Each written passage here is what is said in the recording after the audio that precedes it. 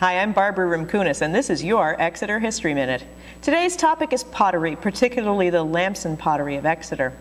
Early colonial people arrived in the area in the mid-1600s with only rudimentary household supplies. It was expensive and difficult to ship goods from England to America, so anything that could be produced locally usually was. The average household required a variety of utilitarian vessels for cooking, storage, and sanitation. Things like dinner plates and buckets could be made from wood, but cooking pots needed to be able to withstand high temperatures, and you definitely wanted a chamber pot to be watertight. That's a chamber pot, not a covered casserole dish. This one's a bit ornate, but that's a fitting thank you to an object that saves you from having to go outside to the outhouse. So it was handy to have a pottery in town. It was also handy to have clay deposits, and Exeter, like most of New England, has plenty of clay. It's irritating for farmers, but a great resource for potters.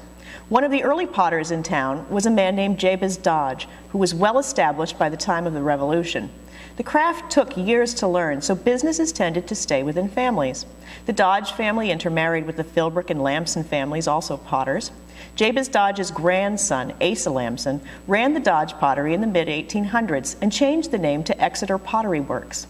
This same business changed its names a number of times: Lamson Pottery, Lamson Brothers Pottery, Lamson and Field, and finally Frank Lamson. Most of the pottery coming from the Lamsons was utilitarian. It was made to be used and eventually disposed of. Usually red earthenware pottery coated with lead glaze, generally clear but sometimes colored, like these.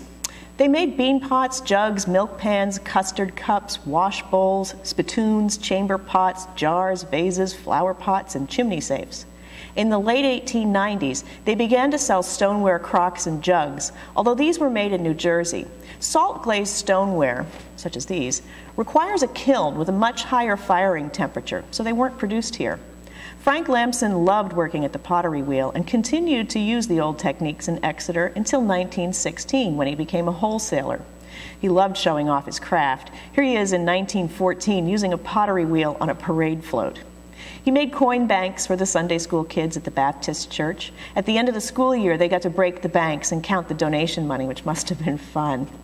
We have some examples of Lamson pottery in our collections, including this Sunday school bank and this beautiful art pottery vase. You can find the stoneware sold by Frank Lamson in many antique shops. If you're interested in other Exeter businesses, check out our website at www.exeterhistory.org, or come visit us during our open hours at the Society headquarters at 47 Front Street in Exeter.